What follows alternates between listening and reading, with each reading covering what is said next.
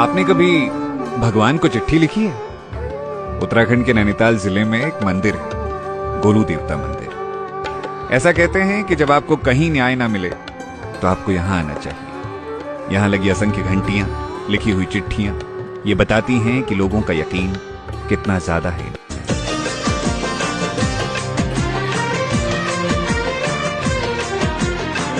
मिले होंगे राधा कृष्ण यही किसी वन में, प्रेम माधुरी उनकी बसी है पवन में। और भी पास आ गए हम इस दिव्य वातावरण